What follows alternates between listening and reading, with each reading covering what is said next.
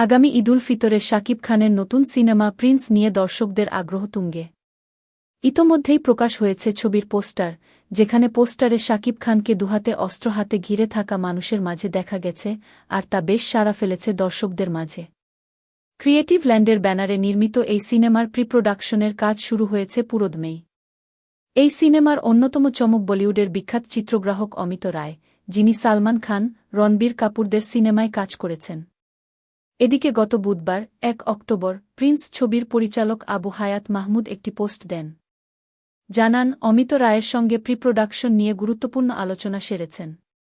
ওই পোস্টে দেখে যায় অমিত রায়, আবু হায়াত, শিরিন সুলতানা। এছাড়া সেখানে জায়গা করে নিতে দেখা যায় বলিউড অভিনেতা আমির খানকে। মূলত শাকিবের নির্মিতব্য এই সিনেমায় আছেন বলিউডের চিত্রগ্রাহক, তাই ছবির প্রি-প্রোডাকশনের মিটিংটি চলছিল মুম্বাইয়ে আমির খানের সেটে। আর সেখানেই হাজির হন বলিউড অভিনেতা। এই বিশেষ মুহূর্তগুলোর ছবি পোস্ট করে নির্মাতা আবু হায়াত মাহমুদ লেখেন, অমিত দাদার সেটে প্রি-প্রোডাকশনের মিটিং দারুণ হয়েছে।